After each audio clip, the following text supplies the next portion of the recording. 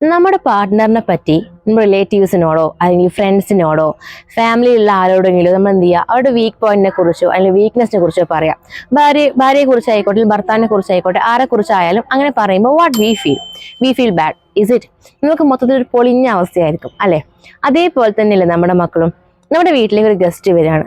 ആ ഗസ്റ്റ് ചോദിക്കുകയാണ്, മോൾ എങ്ങനെയുണ്ട് അല്ലെങ്കിൽ മോൻ എങ്ങനെയുണ്ട് എന്ന് ചോദിക്കുമ്പോൾ നമ്മൾ പറയണം, കുഴപ്പമില്ല, ഭയങ്കര വികൃതിയാണോ, ഒന്നും പറഞ്ഞാൽ അനുസരിക്കില്ല, എപ്പോഴും ഓരോ ചെയ്തുകൊണ്ടേയിരിക്കും, ഞാൻ പറഞ്ഞൊന്നും കേൾക്കില്ല എന്നൊക്കെ പറയുമ്പോൾ അവർക്കും ഇതേ ഫീലിംഗ് ആയിരിക്കും ഉണ്ടായിരിക്കാം. അവർക്ക് നമ്മളോട് ട്രസ്റ്റ് ഇഷ്യൂ ഉണ്ടായിരിക്കും. അതേപോലെ തന്നെ വലുതായി കഴിഞ്ഞാൽ ഒരു ബോണ്ടിങ് അവർക്ക് നമ്മളോട് ഉണ്ടായിരിക്കില്ല. അതിന് പകരമായിട്ട് പോസിറ്റീവായിട്ടുള്ള അഫർമേഷൻസ് ആണ് നമ്മൾ അവരെ കുറിച്ച് അവരോട് പറയുന്നത് എന്നുണ്ടെങ്കിൽ ആ സമയത്ത് നമ്മുടെ കുട്ടികളുടെ മുഖത്ത് നോക്കിക്കഴിഞ്ഞാൽ അറിയാം, അവരുടെ മുഖത്തുണ്ടാകുന്ന ആ ഒരു സന്തോഷം നമുക്ക് കണ്ടാൽ മനസ്സിലാകും. അതേപോലെ തന്നെ അവർക്കൊരു കോൺഫിഡൻസ് ഫീലിങ്ങും അവർ കൂടുതൽ സ്മാർട്ട് ആകുന്ന ഹെൽപ്പ് ചെയ്യും. സോ ഒരിക്കൽ പോലും നമ്മുടെ കുട്ടികളുടെ കുറവുകളെ പറ്റി മറ്റുള്ളവരോട് പറയാതിരിക്കുക. അവരുടെ പോസിറ്റീവായിട്ടുള്ള കാര്യങ്ങൾ മാത്രം എന്ത് ചെയ്യുക, നമ്മൾ മറ്റുള്ളവരോട് പറയുക. അതും പ്രത്യേകിച്ച് അവരുടെ മുന്നിൽ വെച്ച് അവരുടെ പോസിറ്റീവായിട്ടുള്ള കാര്യങ്ങൾ മാത്രം പറയാം.